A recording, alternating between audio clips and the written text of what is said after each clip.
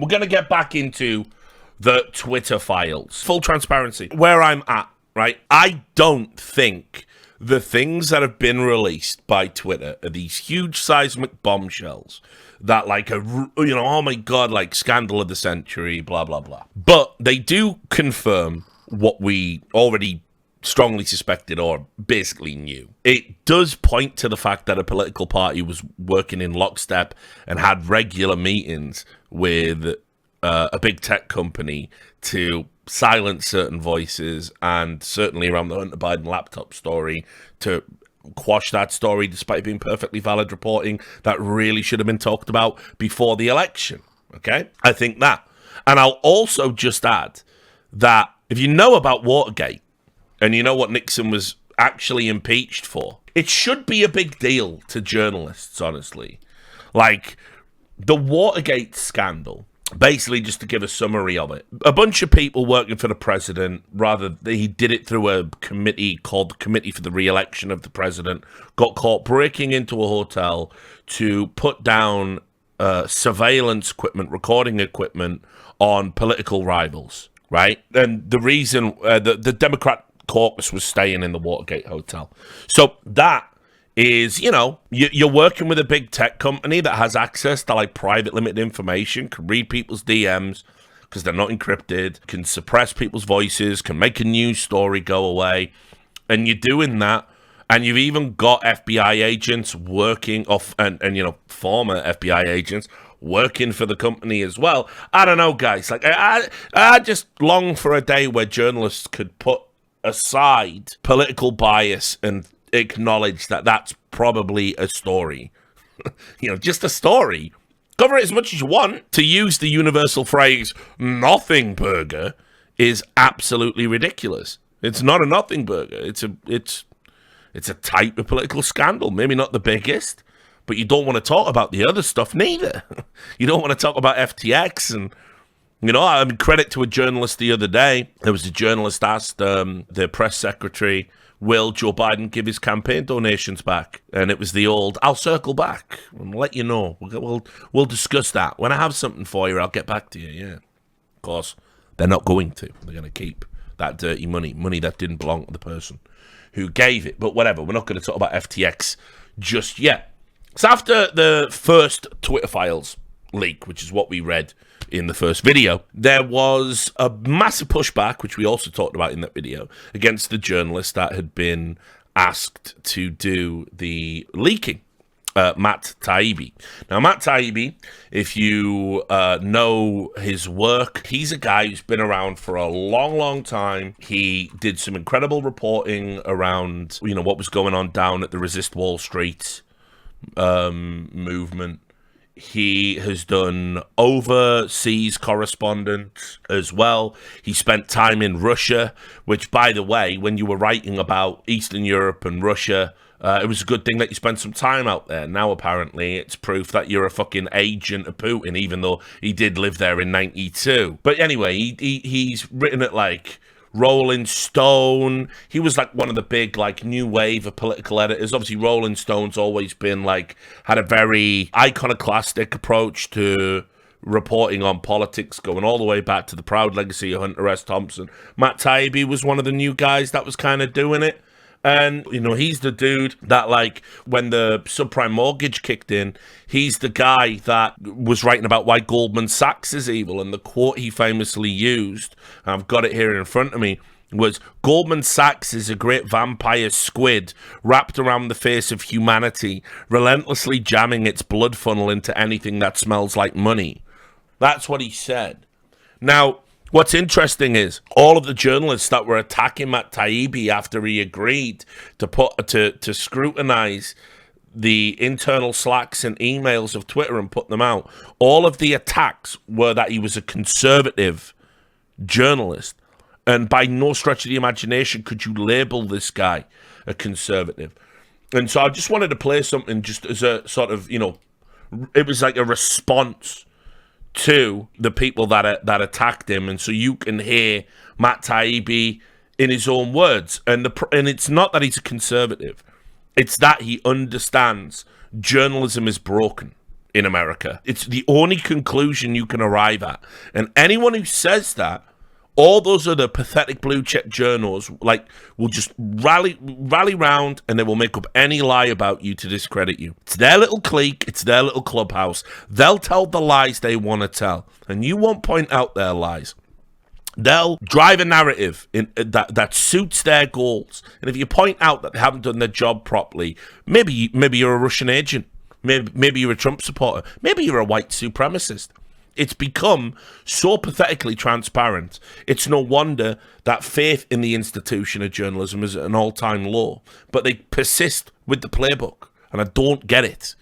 So this is a speech that he gave during a debate. Oh, just before we get into it, he is wearing one of those, what I call the Madonna microphones. They are terrible for mouth noise. I've had to wear them a few times in esports myself. They pick up every little... all of that. They really pick it up because they're so close. Because the mic is designed to be held away from if you have beard or stubble, because it gives you that every time you move them. And the mic is super sensitive, so they're not. So yeah, you're gonna get lots of Matt Taibbi mouth noise in this, but whatever, just go with it. And I argue for the resolution. You should not trust mainstream media. I grew up in the press. My father was a reporter. My stepmother was a reporter. My godparents were reporters. Basically, every adult I knew growing up was a reporter. So I actually love the news business, but I mourn for it. It's destroyed itself by getting away from its basic function, which is just to tell us what's happening. My father had a saying, "The story's the boss." In the American context, this means that if the facts tell you the Republicans were the villains in a political disaster, then you write it that way. If the facts point more at the Democrats, you write that. If they're both culpable, as was often the case for me when I investigated Wall Street for almost 10 years after the 2008 crash, you write the story that way. We're not supposed to thumb the scale. Our job is just to call things as we see them and leave the rest up to you. But we don't do that now. The story is no longer the boss. Instead, we sell narrative in a dysfunctional new business model. Once the commercial strategy of the news business was to go for the whole audience. A TV news broadcast was aired at dinner time, and it was designed to be watched by the entire family. Everyone from your crazy right-wing uncle to the sulking lefty teenager in the corner. This system had flaws, but making an effort to talk to everybody had benefits. For one thing, it inspired trust. Gallup polls twice showed Walter Cronkite to be the most trusted person in all of America. That would never happen with a newsreader today. With the arrival of the internet, some outlets found that instead of going after the whole audience, it made more financial sense to pick one demographic and try to dominate it. How do you do that? That's easy. You just pick an audience and feed it news you know they'll like. Instead of starting with a story and following the facts, you start with what pleases your audience and work backward to the story.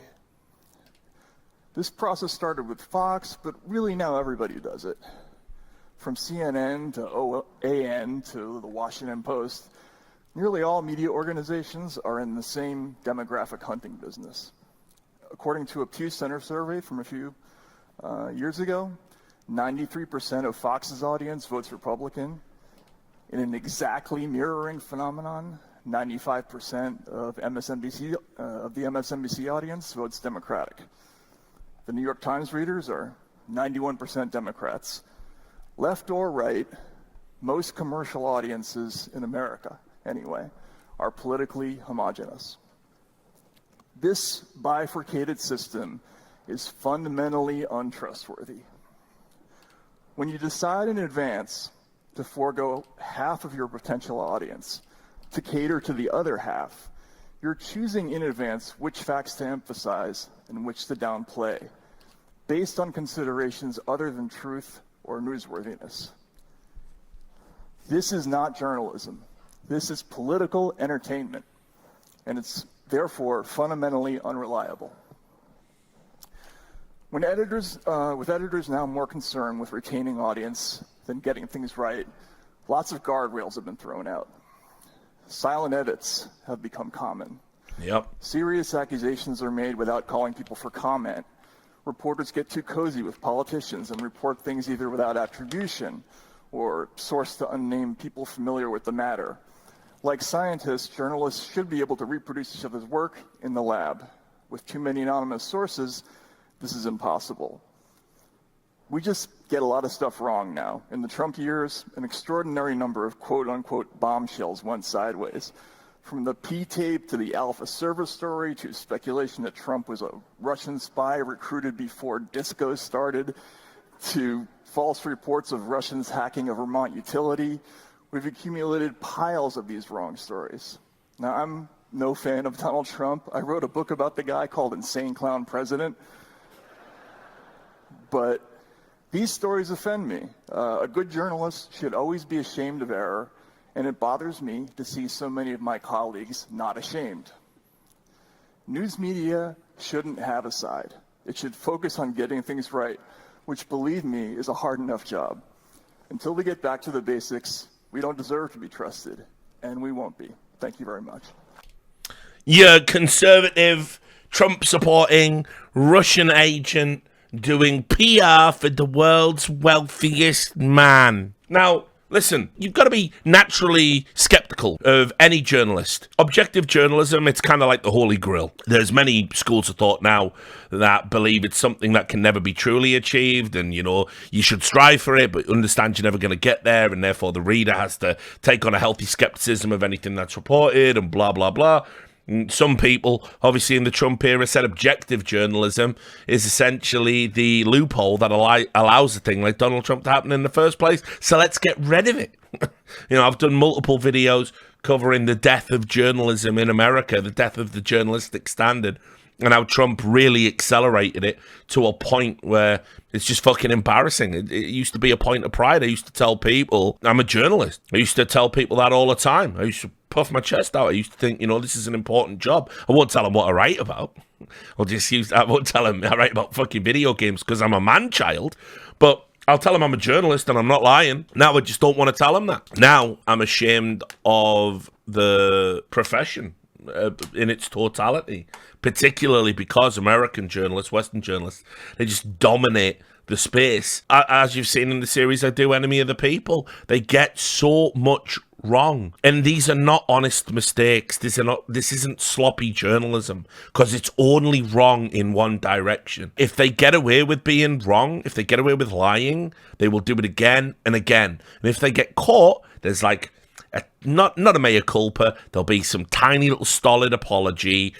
The publication will say they've done great work. We by and large stand by their reporting, and we just move on to the next one. News happens so fast now as well. Back in the day, when a journalist got something wrong, you know, you think about Dan Rather and his George Bush reporting, where he didn't corroborate the validity of documents, even though he said he had, and then was later the documents were later proved to be false. The scandal around that was a news story.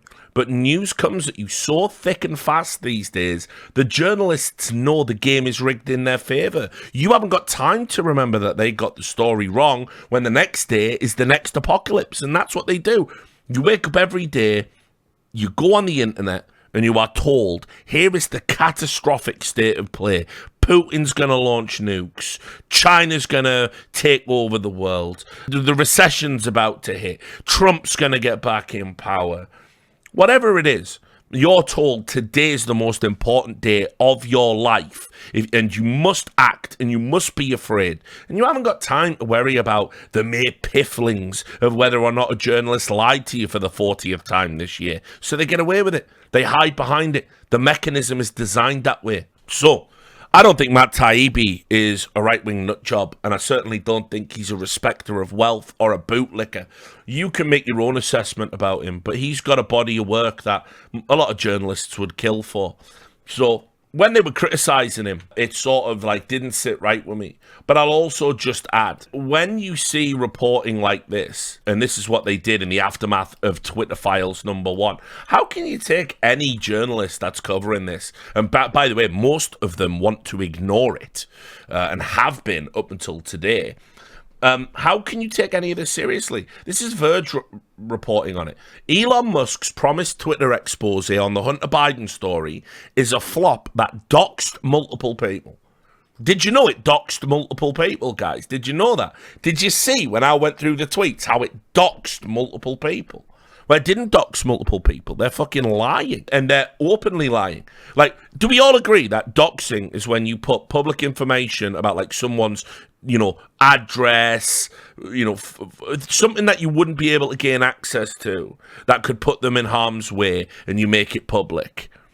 Right? That's what doxing is. Look at the lie they have told compared to the reality. Free speech crusader Elon Musk isn't happy with Twitter's years-old decision to suppress a news story about Hunter Biden's laptop. Look at that opening sentence, by the way. Like, free speech crusader as a pejorative, right? I thought saying things like social justice warrior as a pejorative was an incredibly, like, dinosaur thing to do, and very blasé and outdated and outmoded. And yeah, we should be fighting for social justice. What's wrong with you? Free speech crusader Elon Musk as a pejorative isn't happy with Twitter. It was years ago, guys. Just get on with your life. As if it has no relevance to where we are in the here and now in the political landscape. Just a mad, loaded opening sentence. In an effort to restore public trust in Twitter, Musk indicated last month he would release internal communications showing how it all went down. That arrived Friday night in the form of a lengthy and arduously slow tweet thread. It took a full 2 hours to complete, from journalist Matt Taibbi, who Musk appears to have leaked the documents to and coordinated for his findings to be posted on Twitter. Taibbi's thread includes screenshots of emails between Twitter's leadership, members of the Biden campaign, and outside policy leaders. At one point, there's even a confidential communication from Twitter's deputy general counsel. The emails show Twitter's team struggling with how to explain their handling of the New York Post story that broke the news of Hunter's leaked laptop files and whether they made the correct moderation decision in the first place. At the time, it was not clear if the materials were genuine. This, by the way, is the most outrageous lie that's repeated. It was the only people who were saying it wasn't genuine were disinformation agents from the Democrat Party. There is no world in which a critically thinking journalist could look at the evidence and arrive at the conclusion that it wasn't genuine, nonsense. But they keep saying it. Twitter decided to ban links to or images of the Post story, citing its policy on the distribution of hacked materials. The move was controversial even then, primarily among Republicans, but also with speech advocates worried about Twitter's decision to block a news outlet. While Musk might be hoping we see documents showing Twitter's largely former staffers nefariously deciding to act in a way that helped now President Joe Biden, the communications mostly show a team debating how to finalize and communicate a difficult moderation decision. Musk seems to read the events detailed in the Twitter files as proof of government meddling. If this isn't a violation of the Constitution's First Amendment, what is? He wrote in response to one leaked email. By the way, I don't think that is a fair characterization of what was shown in it. But the email appears to show the Biden campaign, which is not a government entity, flagging tweets to Twitter for review under the moderation policies before the election took place. Taibbi says there's no evidence that I've seen of any government involvement in the laptop story. Yes, in the laptop story, very specifically. But certainly in multiple documents, as we'll get to as part of this, and in multiple internal discussions, Twitter executives admit to having regular meetings with the Biden party, with the FBI, and the CIA, right? So why do you need to have regular meetings with these people about your moderation policies on your platform? Seems a bit weird. Meanwhile, Taibbi's handling of the emails, which seem to have been handed to him at Musk's direction, though he only refers to sources at Twitter, appears to have exposed personal email addresses for two high-profile leaders, Dorsey and Representative Ro Khanna. An email address that belongs to someone Taibbi identifies as Dorsey is included in one message, in which Dorsey forwards an article Taibbi wrote criticising Twitter handling of the Post story. What appears to be Khanna's personal Gmail address is included in another email, in which Klarna reaches out and criticizes Twitter's decision to restrict the post story as well. That's the doxing, guys, in case you're wondering where we were going with it. That's the doxing. Email addresses. Is publishing someone's email address, has that ever been the standard of doxing? Ever in the history of the internet? So, a Twitter executive who no longer works at Twitter, having his personal email, we have no idea whether it's his personal email or not, being leaked into the public, and a public servant, a Democrat politician, having a Gmail account linked. A Gmail account he was using to communicate in an official capacity with Twitter, which, by the way, probably shouldn't be happening. Like, I don't know enough about the rules, but it seems to me if it is actually a personal email and you're talking about government business, you probably should be doing that on your official government email, because that's what they're for, and that's what enables it to be tracked. So I don't know, maybe they're bad, right? But I have never in a million years heard of someone's email address being the standard of doxing. That's it. That was the personal info. That's the headline. That doxed multiple people. 2 emails. That was The Verge's take on it. That's how they reported it. And this is how you know they're just disingenuous, lying hacks. They will try and twist and make everything sound way worse than it actually is. It's nonsense, the whole thing. There was also, again, lots of pushback on whether Matt Taibbi had made a deal with the devil, because he was very transparent in what he said. He said, I was allowed to publish this on Twitter, have access to these documents under certain conditions, right? People immediately assumed the conditions must be bad.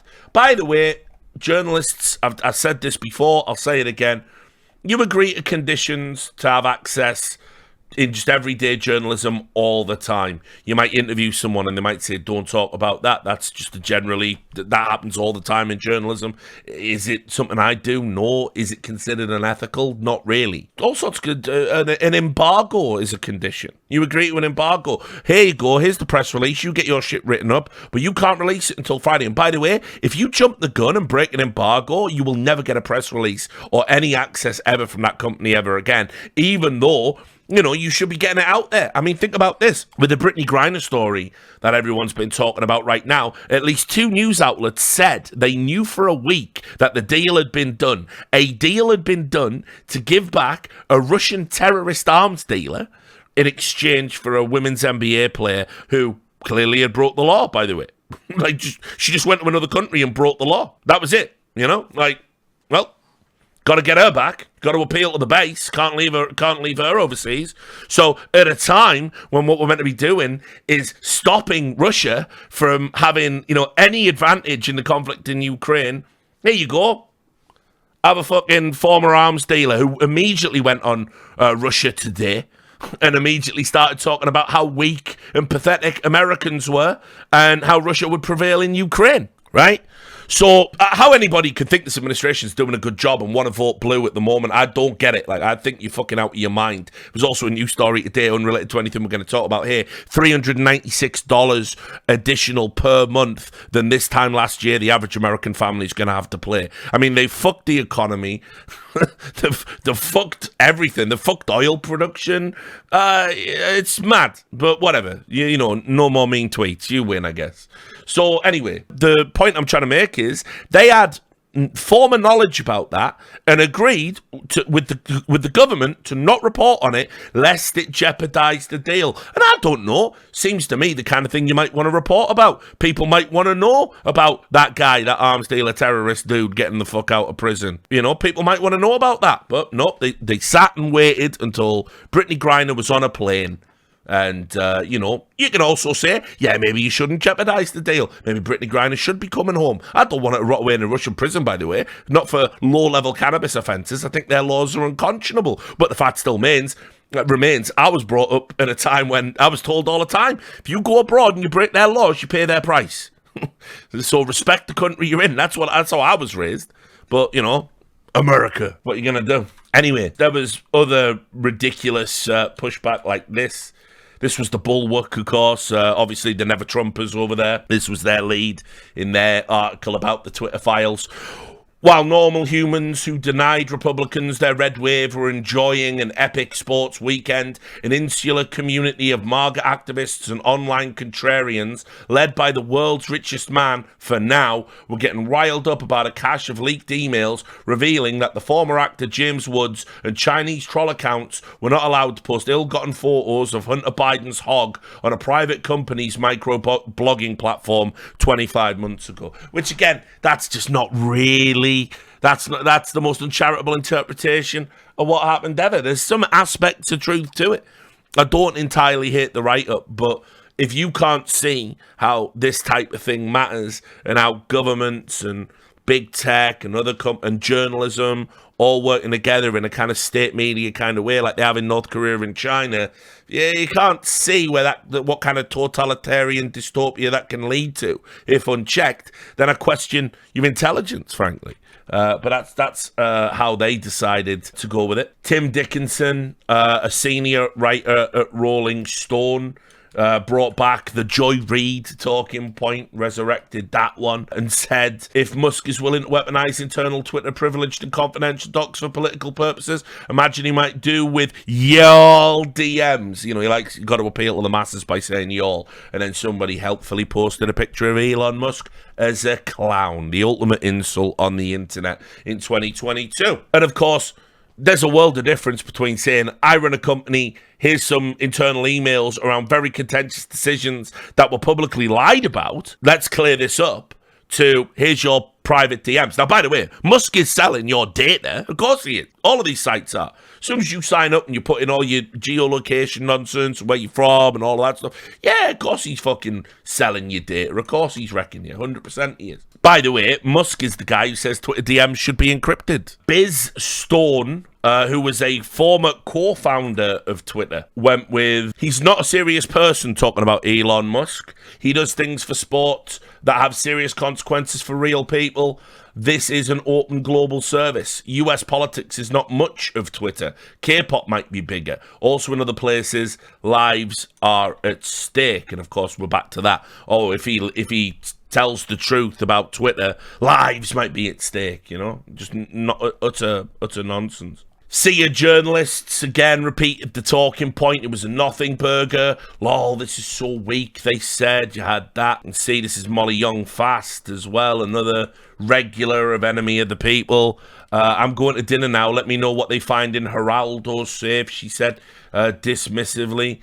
Tom Coates, and also another popular recurring guest and Enemy of the People. I'm sorry, I'm just overwhelmed by how feeble this is. This is a discussion between people at a company about how to act responsibly, coming to the conclusion that the responsible thing is block this story. You can disagree with them, but there's no evidence of wrongdoing here. Tim Miller, Timo DC, another one you'll have seen before. Matt Taibbi is very upset that the Biden campaign has the platform to take down some revenge porn targeting the candidate's son. I'm sure Matt would be totes cool with people tweeting out his adult kid's dick because they didn't like him and would not ask his buddy Elon to help. And of course, it's much, much more than that. No one really cares about Hunter Biden's penis. Everyone, of course, cares about the potential corruption collusion with the vice president at the time, his father. So, on we go. There were also a bunch of people went back and looked at the former head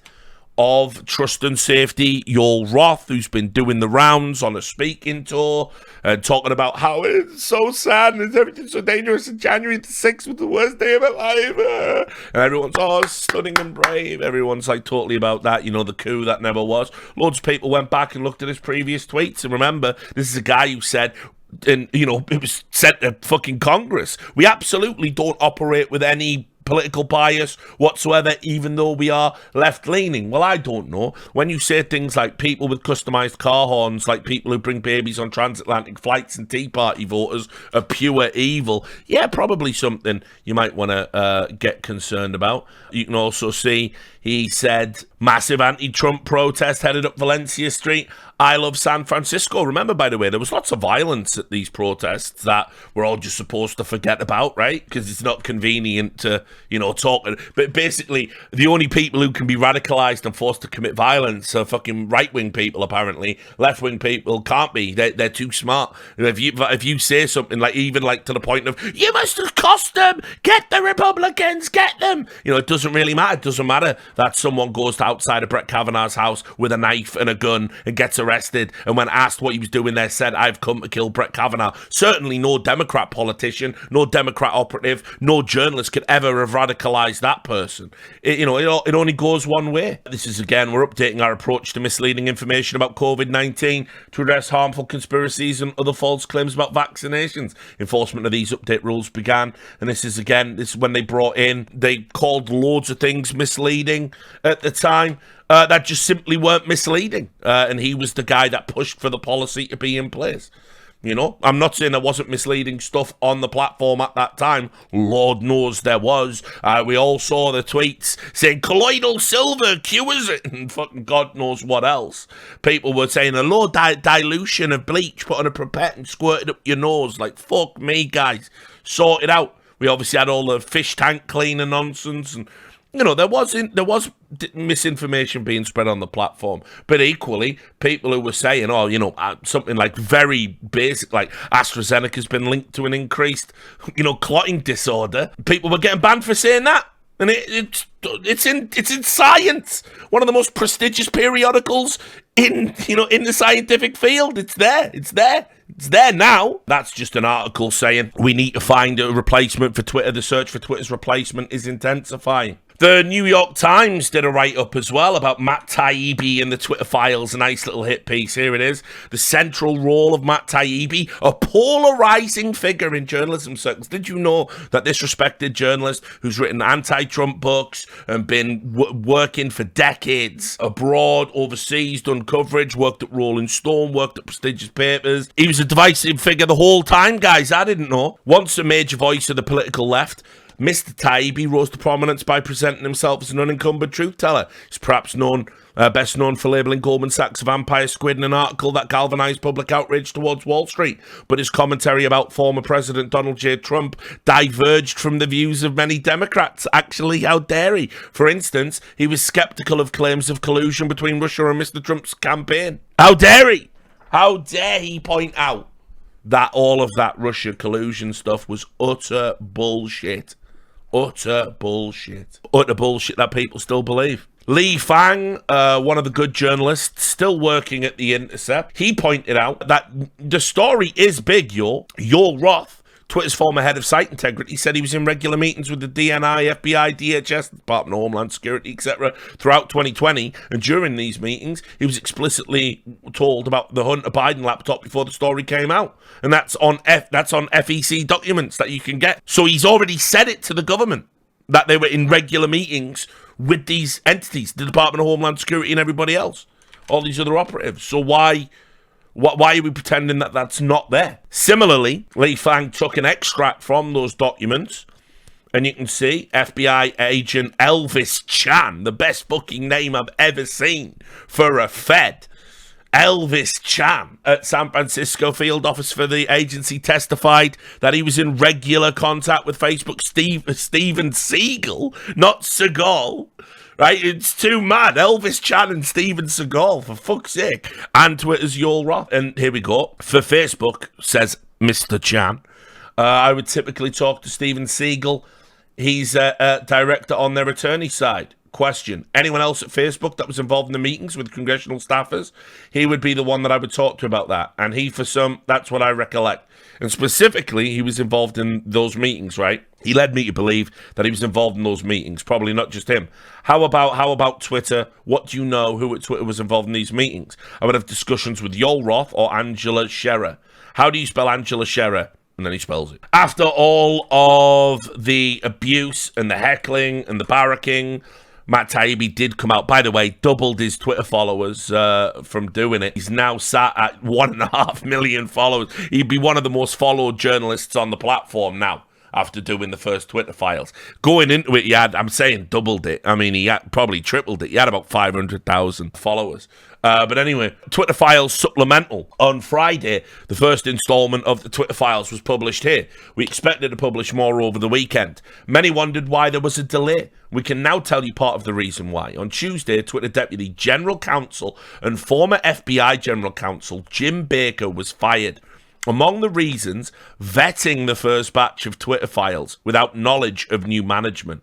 The process for producing the Twitter Files involved delivery to two journalists, Bari Weiss and me, via a lawyer close to new management. However, after the initial batch, things became more complicated. Over the weekend, while we both dealt with obstacles to new searches, it was Bari Weiss who discovered that the person in charge of releasing the files was someone named Jim. When she asked what Jim's last name was, the answer came back Jim Baker. My jaw hit the floor, says Weiss. The first batch of files both reporters received was marked Spectra Baker emails. Baker is a controversial figure. He's been something of a zealot of FBI controversies dating back to 2016, from the Steele dossier to the Alpha server mess. He resigned in 2018 after investigation into leaks to the press. The news that Baker was reviewing the Twitter files surprised everyone involved, to say the least. New Twitter chief Elon Musk acted quickly to exit Baker Tuesday. Reporters resumed searches through Twitter Files material, a lot of it today. The next installment of the Twitter Files will appear under Bari Weiss. So basically, in case you don't know, Jim Baker, right, is like a fucking Fed. And when he got fired from Twitter, all the journalists were defending him. Have you ever known a group of journalists defend federal agents ever in your fucking life? How are you speaking truth to power? Not to mention, as Matt Taibbi rightly points out, this guy's been at the heart of all the fucking anti-Trump propaganda. So, and was essentially installed, I'm going to say, as Twitter's lead counsel on all of this stuff. Just to remind you as well, in case you don't remember what the Alpha server thing was, because I know it's a long time ago and some of you won't remember, but the Hillary campaign, secretly using tech experts, attempted to pass off this fabricated evidence to a number of media outlets. We received the info and published a debunk of the Alpha Bank story. Nevertheless, tons of media ran with it. And basically, the Alpha Bank story, where they claimed that Donald Trump's email was linked to like these Russian bank accounts and stuff. And obviously it all turned out to be garbage and bullshit. But it was being pushed to, again, sort of strengthen the idea that he was, in the pocket of Putin. Ben Collins, who will never not be in one of these, one of the worst. Not a Taylor Lorenz, but wretched and terrible in his own way. You can see here, Elon's team is just creating new main characters for Fox News to accuse of treason by implying they did some sort of high crime, but never actually saying what the high crime is. This is about creating pariahs to launch a mob against in order to, ironically, suppress their speech. You remember this from Hillary's emails, Podesta's emails, Benghazi WikiLeaks. It's the constant insinuation that secret emails must be nefarious because they're not public. It allows right-wing influencers to project whatever they want into the secret email mystery box. Previously, private citizens were collateral damage in these sort of info war campaigns, but now private citizens appear to be the very target of them. Random people inside a company they can blame for societal change they don't like, citing an email they think is too neo-lib. Now, the idea that this guy, Jim Baker, is a random person, right? This is his LinkedIn, right? Federal Bureau of Investigation, right? Distinguished visiting fellow at Lawfare, legal analyst at CNN, director of national security and cybersecurity at the R Street Institute, and deputy general counsel and vice president of legal at Twitter. Just a random person. Nothing to worry about here. Certainly nothing to worry about in terms of, feds and media all getting nice and cozy together. Oh, we will certainly leak you some things from the intelligence community in exchange for a unbelievably high six-figure consultancy gig where I just get to come on like once a month and be an analyst and go, the walls are closing in on Trump for real this time. The walls are closing in. Thanks, Jim Baker. Thanks, very fucking helpful. The PP tape is real. The His bank is Russian. $750,000 a year for that. Thank you very much. And also, just so you can see the time of it, the timing of it, this is the original tweet announcing Jim Baker joining Twitter. Thrilled to welcome Jim Baker. You can see it's in June of 2020. He's our Deputy General Counsel. He'll be keeping an eye on things now that the good guys have won. Hits against Elon Musk's personality were also being thrown at him. Twitter targeted women for layoffs under Elon Musk. A new lawsuit says Twitter has been hit with another lawsuit stemming from the recent purge of half its workers. This one says the social media company disproportionately targeted female employees for layoffs. The proposed class action filed late on Wednesday in San Francisco federal court said that after Twitter was taken over by Elon Musk, it laid off 57% of its female workers compared to 47% of men. Well, that sounds incredibly disproportionate to me. Such a big margin has to be a purely sexist and misogynistic action. The BBC weighed in with a big scoop. Oh my God, how evil is Elon Musk? You won't even believe this. Avert thy gaze. James Clayton of the BBC here. The BBC has obtained pictures of inside Twitter rooms that have been converted into bedrooms for staff to sleep in. The inhumanity of it. The city of San Francisco is going to investigate as it's a commercial building. Musk has even installed a wardrobe. We're told he regularly sleeps at Twitter. There are even slippers. This is real. Former staff say Elon Musk's room is a converted conference room and looks like a hotel room. There are also multiple pictures of sofas set up as beds. Look, clearly lots of staff have been sleeping at Twitter. This apparently is a newly installed washing machine, so staff can wash their clothes. Oh my God, amenities, guys. Amenities. No, this is not satire. This is a genuine BBC reporter thinking he's made a scoop. It's mental. What's coming next, by the way, is suddenly the government's going to say, oh, Twitter is the public square and Elon Musk is bad, and we should repeal all the 230 protections. Maybe only for Twitter, but well, because it's the public square, there is going to be an absolute 180. It's already happening, right? So Adam Schiff, Shifty Schiff, notorious liar, guy who still says, by the way, Russian collusion was real, never been held accountable for that. Adam Schiff here. On Elon Musk's Twitter, slurs against black people have tripled. Slurs against women are up 33%.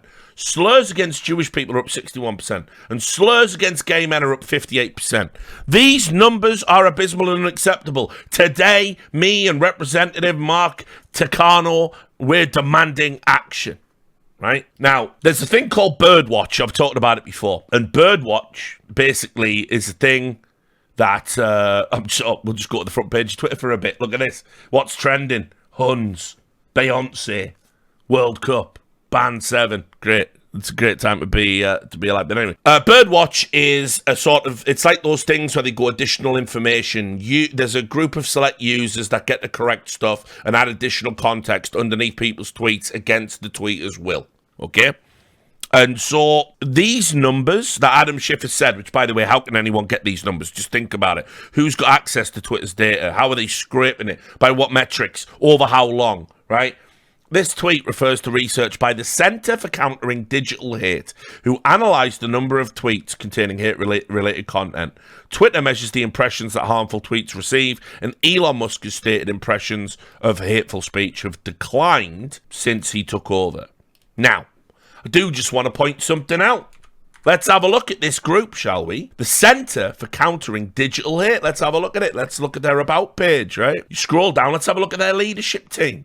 In particular, why don't we look at this chairman of the board, right? Chairman of the board, Simon Clark, is a resident senior fellow. I mean, by the way, it's based in Washington, okay? It's a resident senior fellow at the Atlantic Council's Digital Forensic Lab based in Washington, D.C. Simon chairs the Center for Countering Digital Hate, US and UK. He's director and former chair of Foreign Policy for America, the advocacy organization for principled American engagement in the world. He was a senior fellow at the Center for American Progress. That name's familiar to me. What's that? Well, let's finish the sentence. Where he led their work on combating violent white supremacy that informed the White House's domestic terrorism strategy in the Trump years, right? Well, that's interesting. The Center for American Progress. Been around a long time. Been around for nearly 20 years. Let me just have a look at this. Let's just go here. Center for American Progress on Wikipedia. Let's have a look at its details. Oh, look! It's John Podesta!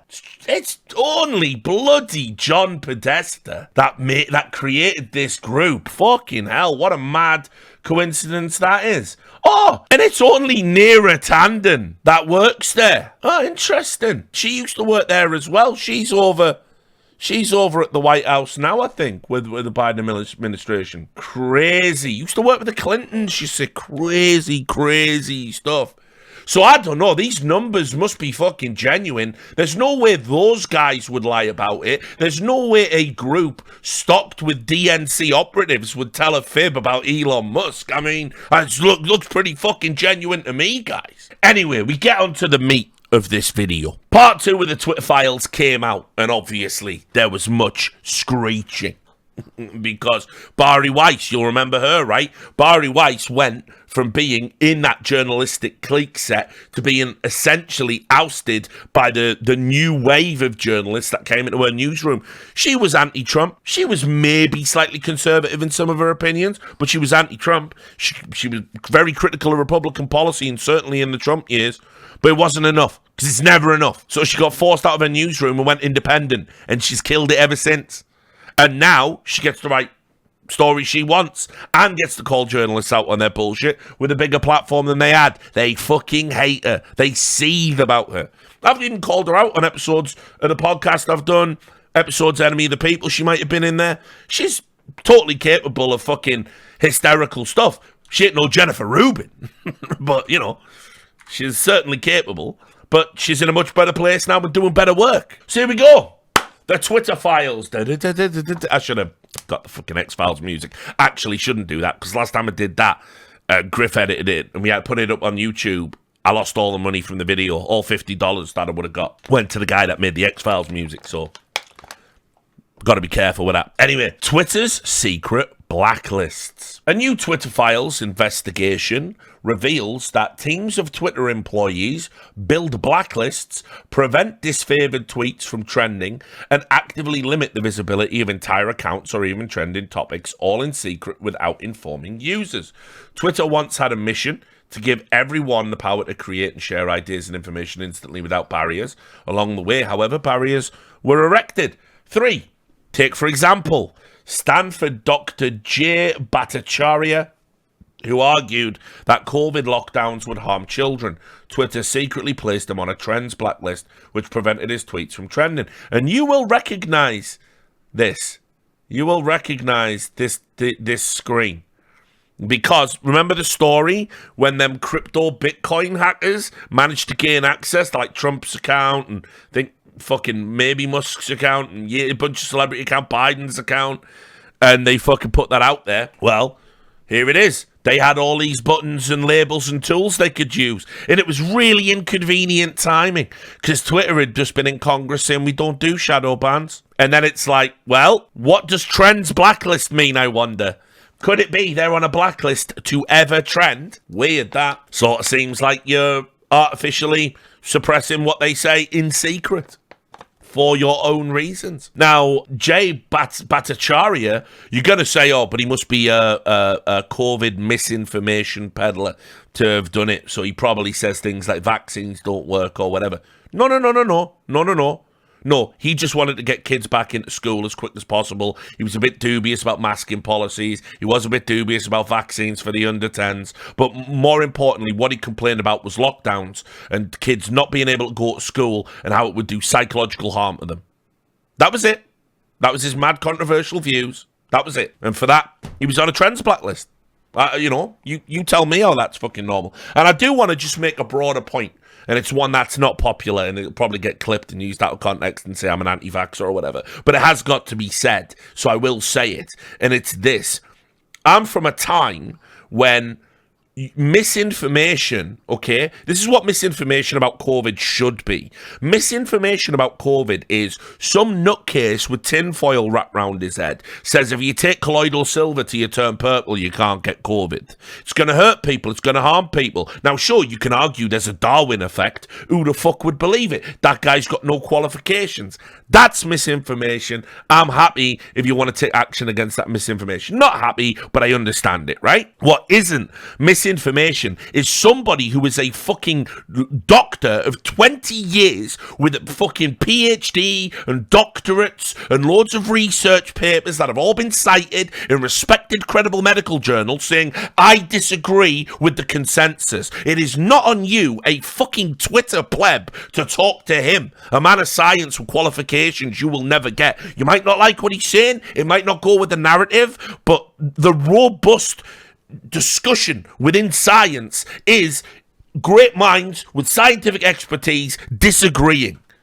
That is not misinformation. You are not in a position to call that misinformation. You should not be censoring that as some tech wanker with fucking blue hair, right? The end of that discussion. And anyone thinks otherwise, you're a cretin. Dan Bongino. You will have no doubt seen the incredible work of the Dan Bongino show. You can see here, this guy, obviously, listen, he's sort of a shock jock, right wing, you know, one of those guys, provocative dude. I don't even know what this is. Stopped from having a notification spike. He's on a search blacklist. You can't even find him. He has the not suitable for work label on. By the way, if you don't know what that is on Twitter, they can now just make it so your account is not suitable for work. It literally says, this contains like shocking adult content. Do you want to see it? You have to click an extra button to see the tweet. And those tweets are de-indexed, right? Obviously, it's got nothing to do with not being suitable for work. He just says conservative things. I'm sure a lot of them bullshit. Twitter set the account of a conservative activist, Charlie Kirk, to do not amplify. You can see he's had a recent abuse strike, he's had notification strikes, he's had multiple accounts, even though the strike count's at 0. Do not amplify, also in the not suitable for work view. Twitter denied that it does such things. In 2018, Twitter's Vijaya Gadde, I've now realised I've been pronouncing her name wrong in all the other videos I did, because I thought it was Gadda, but it's Gadde, like Gaddy. It's like that. Vijaya Gadde, then head of legal policy and trust, and Kevon Rekpo, head of product, said we do not shadow ban. They added, and we certainly don't allow shadow bans based on political viewpoints or ideology. What many people call shadow banning, Twitter executives and employees call visibility filtering. Our old friend manipulation of language again, or VF. Multiple high-level sources confirmed what it means. Think about visibility filtering as being a way for us to suppress what people see to different levels. It's a very powerful tool, one senior Twitter employee told us. VF refers to Twitter's control over user visibility. It used VF to block searches of individual users, to limit the scope of a particular tweet's discoverability, to block select users' posts from ever appearing on the trending page, and from inclusion in hashtag searches, all without the user's knowledge. We control visibility quite a bit, and we control the amplification of your content quite a bit, and normal people do not know how much we do, one Twitter engineer told us. 2 additional Twitter employees confirmed this. The group that decided whether to limit the reach of certain users was the Strategic Response Team, the Global Escalation Team, so SRTGET. It often handled up to 200 cases a day. But there existed a level beyond official ticketing, beyond the rank and file moderators following the company's policy on paper. This is the Site Integrity Policy, Policy Escalation Support, known as SIP PES. This secret group included head of legal, policy and trust, again, Vijaya Gadde, and the global head and trust and safety, Yoel Roth. Subsequent CEOs, Jack Dorsey and Parag Agrawal, and others. This is where the biggest, most politically sensitive decisions got made. Think high follower account controversial, another Twitter employee told us. For these, there would be no ticket or anything. So, what they're saying here, that select group, which I told you from the start who it was, they got to act with impunity. They didn't even go through their own company's process, through their own channels. If a big follower had done something they didn't like, they discussed it among themselves, and like all moderators will eventually do in any setting, they will find the policy vague enough to make it fit so they get the outcome they want. They start with the outcome they want and work backwards. One of the accounts that rose to this level of scrutiny was Libs of TikTok, an account that was on the Trends blacklist and was designated as a do not take action on user without consulting with SIP-PEZ. So obviously, Libs of TikTok has been a hugely controversial account right from the get-go, and I don't like the Libs of TikTok account by and large. The person that runs it isn't particularly bright. I have no problem with a lot of the content she posts. Taking people's stupidity and holding it up should be fine. And obviously, the argument people make, oh, but you're platforming it and making more people see it than would have seen it ordinarily. If you're posting shit in public, it can go viral. And if you're saying crazy shit, like you're a teacher holding up a toy pig and putting a carrot in it and saying, this is how I explain anal sex to an 8-year-old or whatever the fuck, people are going to get upset about that in a civilized society. I don't know how to explain it to you. That is not going to go down well. And it's not just that. I mean, look, I think when you're posting teenagers that are attention-seeking by saying, you know, I identify as a dinosaur, or, you know, and all of that stuff that goes on, you know, it's nothing new. Teenagers have been seeking attention in different ways by going out to the margins of the extreme and testing the boundaries for as long as fucking teenagers have existed. This is just how you do it in this modern time. I think there's something cruel in encouraging people to be abusive to teenagers for being different when they're teenagers. They're not adults. You're bullying kids. It's bad. But for the adults and all the other fucking lunatics that say ridiculous things and make fools of themselves, you put it in public, motherfucker. These are the rules. I'll also just give you an example because I've never been able to fit it in. When I say the Libs of TikTok account is not bright, this is a deleted tweet. I've had it saved for ages. Never been able to work it in. But, I mean, it's fucking embarrassing. It's really embarrassing. Unable to detect even basic satire, like a boomer falling for an Onion article. This was a tweet that they put out. And you can see here, this is an article published in the Augsburg University School newspaper. And it's a headline that says, trans people should get 2 free murders. And she's tweeted it out. Newsburger, sorry, mate. I don't know where that fucking came because I said Augsburger. Burgers on the brain. It's getting late. I'm hungry. She has said this is a serious article. And if you read it, which I know it's like an article for ants there, but if you read it, it's so clear that it's satire. You would have to be an idiot. You'd have to be an idiot not to get that it's satire. I'll just read it to you, and you tell me if you would not understand the broader point that's being made here. Transphobia is an epidemic of epic proportions. Trans people are subject to heinous treatment on all fronts in the legal system, in the healthcare system, in the educational system, and so much more. We are abused at higher rates, we suffer from mental illness at higher rates, we are assaulted at higher rates, and our oppression is justified, apparently, as we are branded as deluded by society. So, that naturally raises the question, how can we eradicate transphobia for good?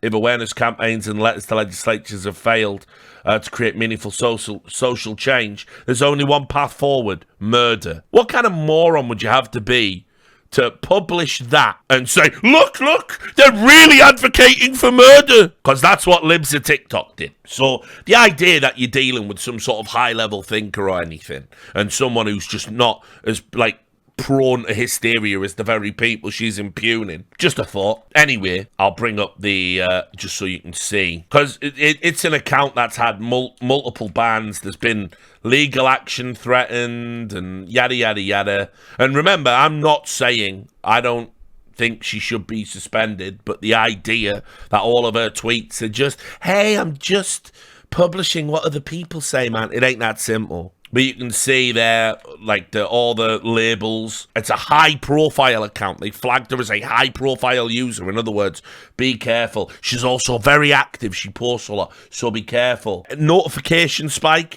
trend blacklist, recent abuse strike, multiple accounts, 2 on the strike count, not suitable for work view, and other undisclosed censorship measures taken against that account there. The account, which Chaya Raichik began in November 2020, remember, we only know who it is because Taylor Lorenz essentially doxed her, which, by the way, I've got to say, if you're being retweeted by the press secretary of a major politician in America, and you might even be going so far as to be informing policy, you're now fair game, you're in the public eye. So I never got sad about the doxing, because I'm a journalist. I think that actually might be public information because you don't know who this person is. But anyway, which Chaya Raichik began in November 2020 and now boasts over 1.4 million followers, was subject to 6 suspensions in 2022 alone.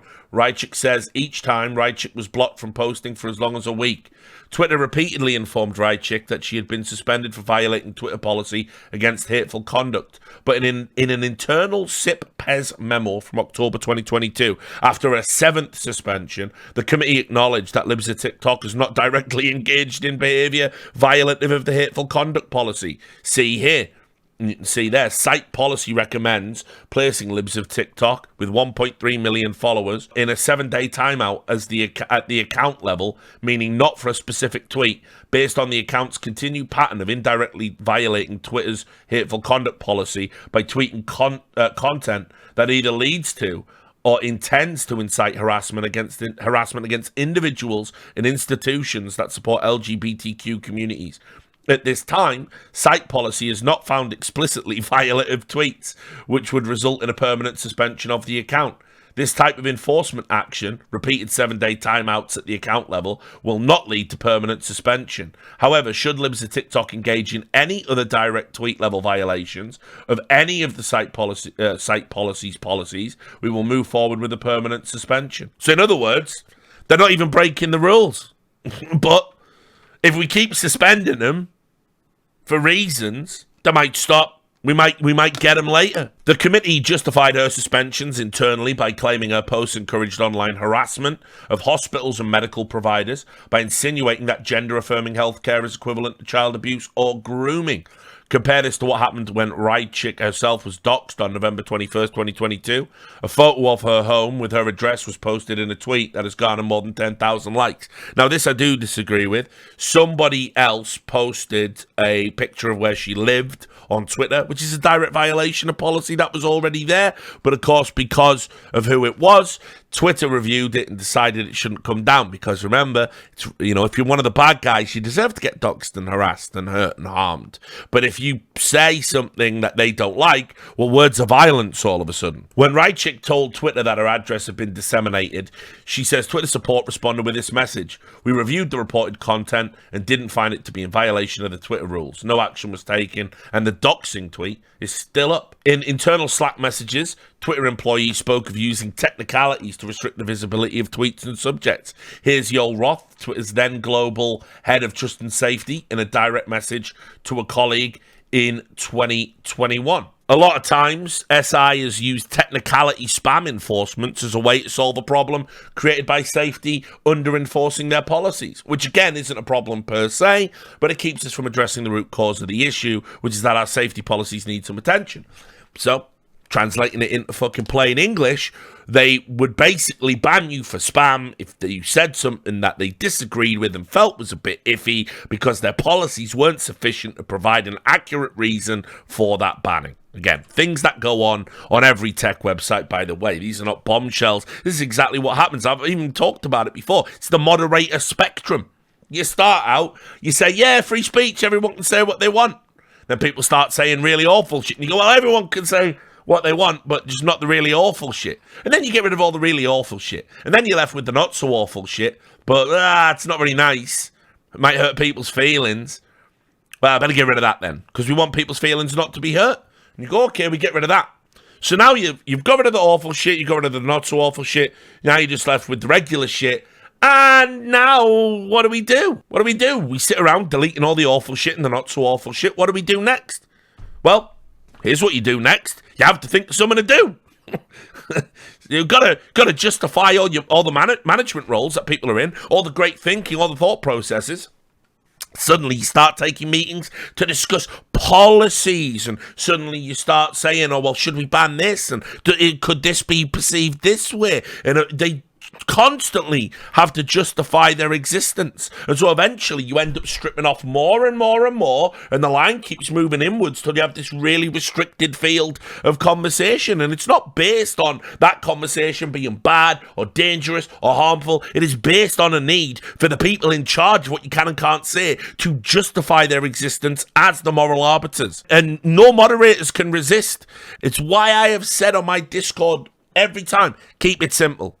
If you're ever in a meeting saying, should we have a policy about this? You're probably turning into a dickhead. Bottom line is, if you see something and you know it's bad, just get rid of it. Get rid of it without a second thought. No problems. I trust you. Once you start that, if someone's spamming the M word or posting unsavory material, you just get rid of it. It's fine. No problem. No one's going to be upset about that. If you start having policies and going, this guy's saying these things and it's kind of implying behind the lines, and I think if you could interpret it this way, nah, fuck off. Fuck off. There's no need for any of that. Just keep it simple. That's all you have to do. Next up, another Yoel Roth message. 6 days later, in a direct message with an employee on the health, misinformation, privacy, and identity research team, Roth requested more research to support expanding non-removal policy interventions like disabling engagements and de-amplification visibility filtering. He said, one of the biggest areas I'd love, even put asterisks around it, research support on is RE, non-removal policy interventions like disabling engagements and de-amplification / visibility filtering. The hypothesis underlying much of what we've implemented is that if exposure to, e.g., misinformation, directly causes harm, we should use remediations that reduce exposure, and limiting the spread virality of content is a good way to do that by just reducing prevalence overall. We got Jack on board with implementing this for civic integrity in the near term. What's civic integrity, guys? Oh, it's elections. It's elections. This is Yoel Roth of Twitter saying that de-amplifying certain things they disagree with is really good for civic integrity. I don't know. I think having equal access to information from both political parties should be a given in a democracy. Well, it's just me. I'm a purist. But we're going to need to make a more robust case to get this into our repertoire of policy remediations, especially for the policy domains. So I'd love researchers' point of view on that. There is more to come on this story, which was reported by Abigail Shrier, blah, blah, blah, blah, blah, and all the other people at the Free Press.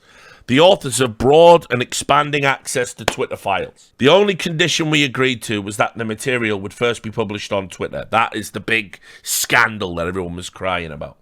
Elon Musk wants to turn Twitter into a content platform because that's going to be easier to monetize. He's also said recently he's going to totally change the whole point of Twitter to tweet, to put out a small little chirp into the world. And he's going to make the fucking character limit 4,000 characters, so there's no more need for Twit longer. I can't wait in esports, by the way, for the first player that blows up his career by doing a fucking, no longer a tweet longer, there's going to be a tweet, a 4,000 character tweet, a manifesto on Twitter. We're just getting started on our reporting. Documents cannot tell the whole story here. A big thank you to everyone who has spoken to us so far. If you're a current or former Twitter employee, we'd love to hear from you. Please write to tips at the Free Press. And also watch Matt Taibbi for the next installment. And there's our man, Rust Cole, smoking loads of cigarettes, wrecked out of his mind in the episode where he illegally goes undercover of True Detective and they have to rob a stash house while he's pretending to be a biker. Great times. Love that episode. So, again, is it spicy? Is it, earth-shattering? No, but we're now starting to see a little bit more behind the curtain. And the things that you can establish from that are this, that yes, absolutely, there was a censorship effort that seems to have predominantly targeted conservatives, whatever the fuck that means. It was kept secret from them. It wasn't transparent. By their own admission, Twitter were willing to not fall in line with their own policy and essentially ban people for not breaking the rules. It's there in black and white. And they wanted, as they move forward, to create a sort of secret shadow banning system to preserve what they call civic integrity, i.e., the elections. And the reason that this is, again, important is because, first of all, you can have debates about whether or not it's okay for a company to do that. That's fine. The fact that they've lied about it and essentially perjured themselves is not good. It's not great. right? Although maybe they're going to try and say, oh, but we don't shadow ban, we just do visibility filtering. But then the question comes, who are you doing it for and why are you doing it? And in America with the Constitution, yeah, there's some aspects that people are going to need to look at. You've also got to remember that, like, back in 2019, this is what like mainstream media was saying about shadow bans back then. Actually, Devin Nunes is arguing that he has had to endure, slights, insults, a way that nobody should ever have to deal with it. People making fun of him, people making crude jokes about him, and that all of this is essentially being enabled by the platform itself because they have it out for conservatives. So, our laws protect parody, for example. If you're satire, right, you're making fun of someone. To be fair, this isn't the best example of a story. I don't support what Devin Nunes did. It's got to be said. There was an anonymous account called the Devin Nunes Cow that clearly had, insight from his inner circle that absolutely tortured him. I mean, you can't even imagine everything he did, everything he said, everywhere he went in advance. Parodies, embarrassing him, wrecking him, humiliating him. And he tried to sue Twitter to essentially get the identity of the anonymous account that was making his life so miserable, and said that the reason Twitter wouldn't comply was because he was a conservative. And I didn't like it when fucking tentacle porn enthusiast Kurt Eichenwald somehow managed to get both Apple and Twitter to comply legally to give out an anonymous person that sent that flashing GIF that absolutely did not in any way, shape, or form lead to him having a seizure. I'll never believe it until the cows come home. It's so unbelievably far-fetched. Yet he did win in court over that after they found that guy's identity, and he was prosecuted for using a GIF as a deadly weapon. Such are the times. But anyway, on it goes. Somebody that is protected under U.S. law. This idea of shadow banning is something that he's brought up, which is essentially this concept that Twitter would allow you to post something, but then effectively make it invisible, make it not show up in searches. Right. This has been widely debunked. The president, by the way, has tweeted about this idea of shadow banning, saying it's not good. We're going to look into this discriminatory illegal practice. He's tweeting about other tech companies just this morning as well. But as you point out, Twitter's like, dude, not so much. Yes. I mean, this has been debunked by Twitter. They say that this is not something that they actively engage in. There was an incident where some prominent conservatives were not showing up in search. They claim that it was a brief glitch. But, Devin Nunes, he has really kind of gotten, if there is a theory out there about how conservatives are being taken advantage of by the deep state, by Twitter, Devin Nunes is right there for it. And So one of the things you will notice as well, this outrageous trend of this is how you know how bad journalism has got, right? If two parties are involved in a dispute and they're making allegations about each other, right, you have to sort of pick through it all and very carefully and fastidiously research everything that's said. And if you cannot ascertain what is truth, you're obviously going to have to report it in the sort of like abstract, like, he said this, they said that, that's the allegation, allegedly this is what happened, blah, blah, blah. Twitter as a party in this dispute, and the journalist is going, yeah, that's been debunked by Twitter. You're meant to debunk it, you fucking melt. It's your job to debunk it. Only you as an independent can debunk it. Twitter can just lie to you. They can't debunk, they can deny, they can't debunk. It's on you. Fucking hell. Yeah, Twitter totally debunked that, man. No, they denied it. It's not the fucking same. Do your job. Sound like Roy Keane there. I'll also add, because I do try and be fair and balanced, and I've had a lot of comments. Look, the Twitter coverage hasn't got the most traffic. It hasn't made for the most engaging streams. Only the hardcore, terminally online people stick around and watch this late in the night, and for which I'm incredibly grateful, and grateful to all of y'all on YouTube. Even though, by the way, you get the slick Zoomer jump cut edits and miss all the other fucking funny stuff that I say. So, maybe come along to the Twitch stream every now and then. Stop slacking. But I'll say, because I'm fair and balanced, right? Here's the aspect of it that's going to get problematic. Elon Musk has said he's going to continue the same policy, by the way, publicly. There it is. New Twitter policy. This is on November 18th, right? New Twitter policy is freedom of speech, not freedom of reach. Negative hate tweets will be max deboosted and demonetized, so no ads or other revenue to Twitter. You won't find the tweet unless you specifically seek it out, which is no different from the rest of the internet. Well, that's exactly what everyone's criticizing Twitter for doing. That's exactly what everyone's objecting to. For Elon to have publicly committed to that, and then the Twitter files, a month later, it's like, dude, like, do you even remember what you say? You should probably shitpost less. Obviously, all the journalists have come out as well, and they all follow the same playbook, right?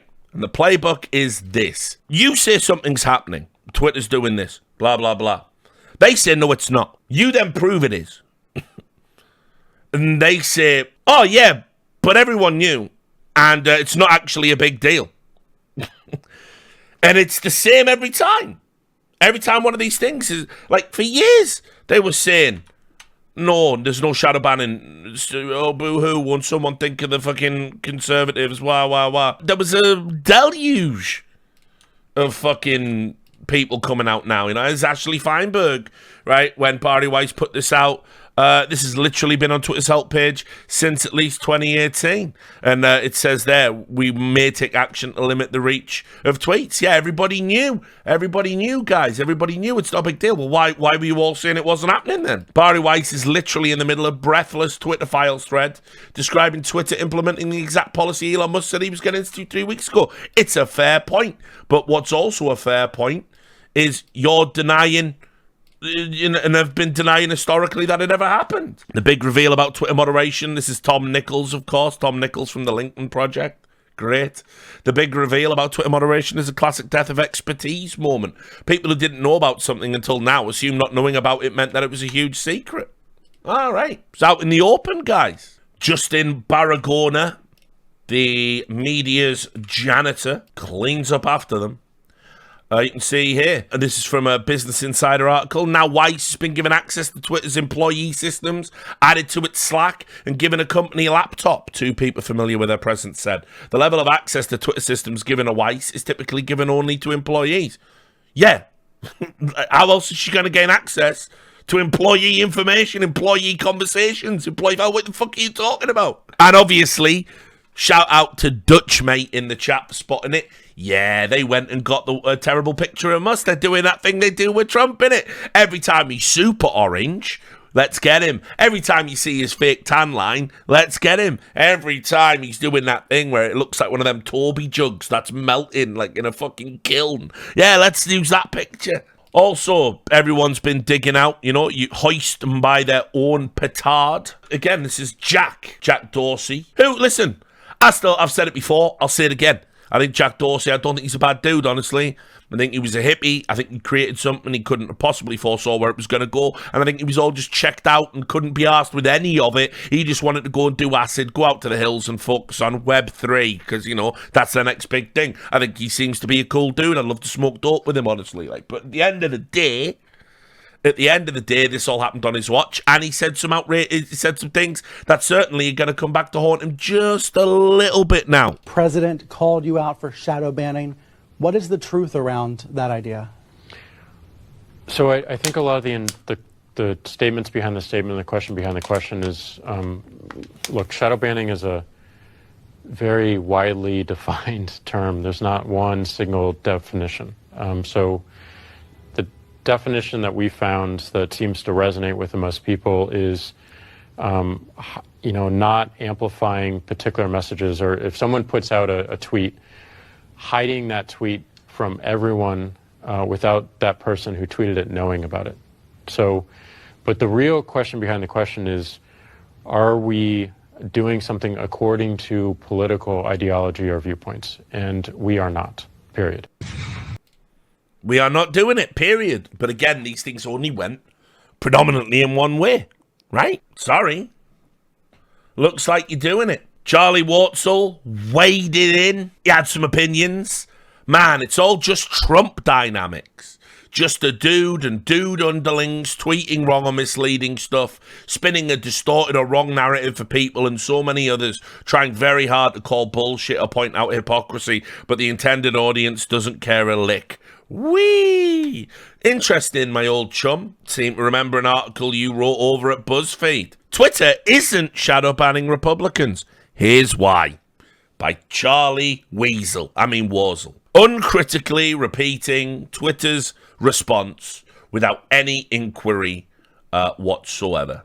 The next big scandal that came in between episodes of the Twitter Files was this.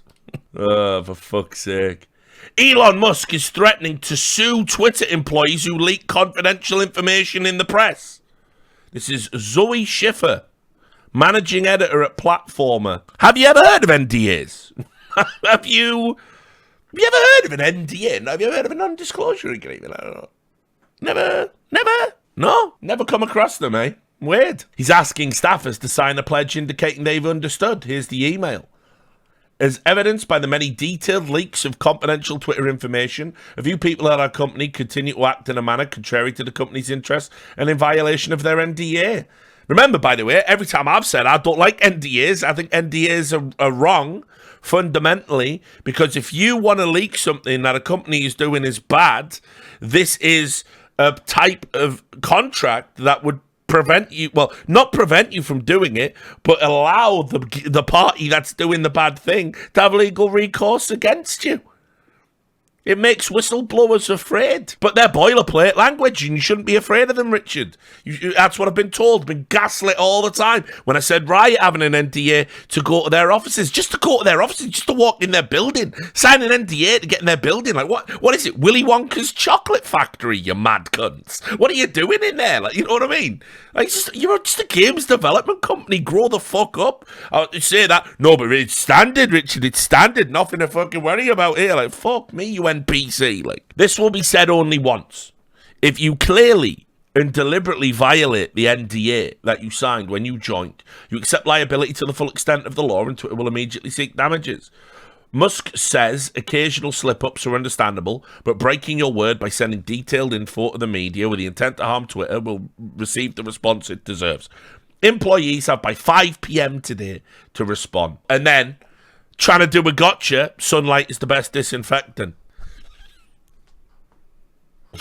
You know what I mean?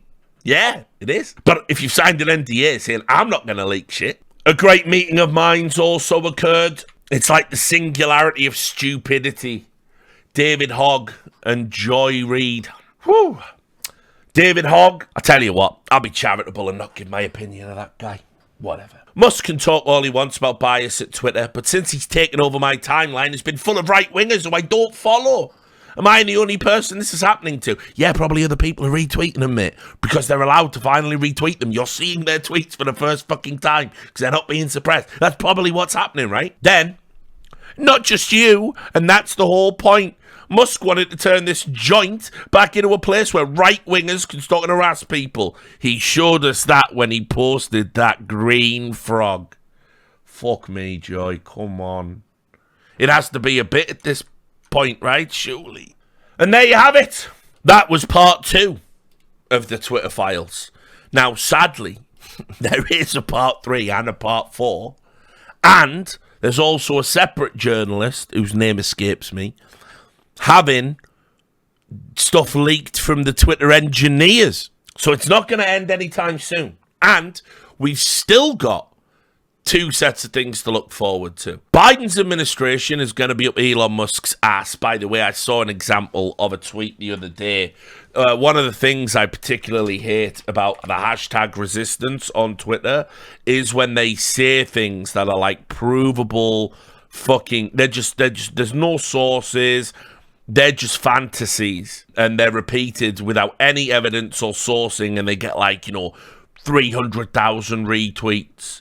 I saw one the other day where some person, no qualifications, not a journalist, no sources, no nothing, literally said, "This just in, breaking," and they use language like they're journalists, and they're not. "This just in, breaking. High-level attorneys in the Biden administration will review Elon Musk's U.S. citizenship application, and if he lied, he will be deported." It's like, that's just you fantasizing about something you want to happen. You got no sources. You're not a journalist. You got no evidence. It's just embarrassing. Yeah, here it is. This is how you become famous, essentially. For the resistance grifters, all the fucking grifters. This is Erica Marsh, right? Who the fuck's Erica Marsh? Proud Democrat. Former field organizer to elect President Biden. Volunteer for the Obama Foundation. Gen Z. So what she means is, right, she volunteered to go door to door for Democrats, probably with aspirations of a career in politics. Almost anyone who works in politics starts as a volunteer on a campaign, right? That's it. So she's not connected to the campaign, you understand. She went and handed out fucking flyers, right? And breaking, who are you to break anything? Who the fuck are you to break anything? You're not a fucking judge, you don't break shit, you know? Prominent attorneys are investigating whether Elon Musk lied on his application for US citizenship. If it shows that he lied anywhere on the application, it's likely he could be stripped of his US citizenship and deported. Just a lie, just a fabrication, right? 26,500 likes, over 4,000 retweets, 3,000 people quote tweeting it. Ooh. Oh, we're going to get him. We're going to get the new Trump, the new bad man. Fucking pathetic. And you know what? To Elon Musk's credit, that's not deleted, is it? I like the new Twitter. I like where we're at with the new Twitter. I like the Twitter files. I like what's coming out. I like the thought that there's going to be consequences. I like the fact for the next 2 years, it's going to be an insane bloodbath with the Biden administration going after Elon and the Republicans in the House trying to have all these committees, and they're going to pull all these motherfuckers up in front of them and they're going to play back to them. Here's what you said in 2018. Here's what you said in 2019. You said Shadow Bannon didn't exist. Why did you lie? Respectfully, Senator. It's going to be that. Respectfully, Senator, that's not an accurate characterization of what we said. We, in fact, included publicly on our policy accounts that we might limit the reach of certain tweets if they were harmful. It's going to be that.